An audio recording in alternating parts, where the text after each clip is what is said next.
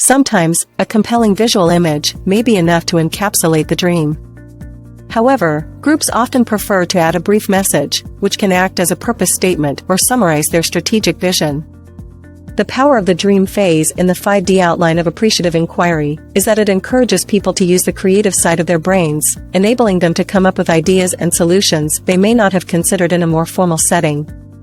It also allows people from various levels within an organization or community setting to communicate with one another on an equal basis, facilitating new thinking and conversations around the company vision. A good way to kick off a provocative proposition development session is to use a mapping exercise. Start by asking participants to write words, phrases, images, sounds, smells, and feelings they associate with their organization on sticky notes. You can then display the notes on a large wall or virtual space.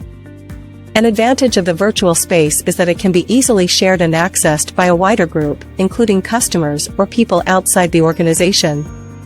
Another way to get everyone thinking is to ask participants to write down their hopes and fears for the organization's future. This can bring out some surprising and revealing insights. A checklist for developing provocative propositions. 1. Keep it affirmative. It needs to be positively stated about what you want rather than what you don't want. 2. Stretching. It needs to challenge people and the organization to raise their game, hence provocative, but still be achievable. 3. Stated in the present tense, to make it easier for people to associate with and imagine. 4. Exciting. This is where many published propositions fail. To make the proposition statement as exciting and vivid as possible, avoid abstract concepts, like business benefit or stakeholder value, and jargon verbiage, like leverage. Point 5. Use simple, evocative, sensory-specific words so that they form pictures or tell stories. 6. Using the active rather than the passive voice. 7. Make sure it resonates with the core. Developing a shared understanding with customers of the desired future state. For organizations with a customer-facing focus, one of the key benefits of taking time out to develop a provocative proposition is that it enables a collective understanding of customers' needs, aspirations, and dreams. This is important because it can create a common language in which future customers and stakeholders can engage in conversation about the products and services offered. As part of this process, the team should develop a shared understanding of the desired customer state. This involves asking several questions that might include: who are our customers? What do they currently do or experience? What would they like to do or experience? What would we like them to do or experience?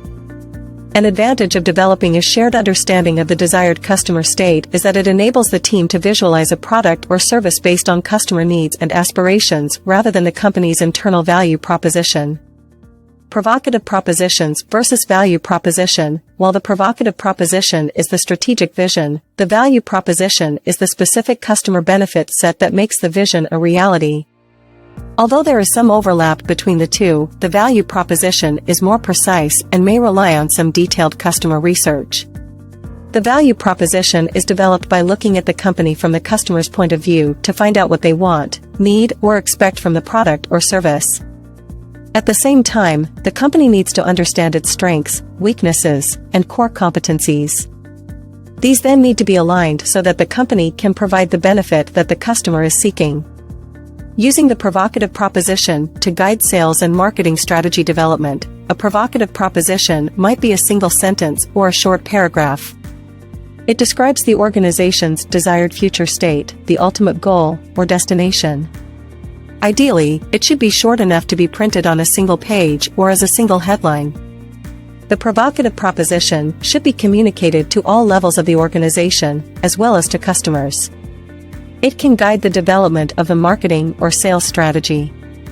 It can also be used to guide product or service design development. The advantage of using a provocative proposition to guide the strategy development process is that it enables the company to put the customer at the center and consider the product or service from their perspective. Using provocative propositions in sales proposals. One way the provocative proposition can be used is to help structure the sales proposal. Sales proposals are often written as narratives, describing the customer journey from the customer's perspective. The compelling sales narrative needs to be customer-centric. However, it also needs to reflect the company's value proposition. The customer-centric nature of the sales proposal enables the customer to see themselves engaged in the narrative and to experience the sales rep's expertise firsthand. It also allows the customer to feel they are being listened to and that their needs are being heard and understood. By adding a compelling and customer-centric provocative propositional narrative, the company can show how it can meet customers' needs and aspirations. The sales rep can then summarize the sales proposition at the end of the narrative. The corporate strategy development process is usually very top-down and management-led, with little or no input from lower-level employees. This can result in a strategy that is not only uninspiring, but also unworkable. The dream phase offers a more inclusive approach to strategy development, enabling people from all levels to communicate with one another on an equal basis. It also encourages people to use the creative side of their brains, which seems to enable them to come up with ideas and solutions which they may not have considered in a more formal setting.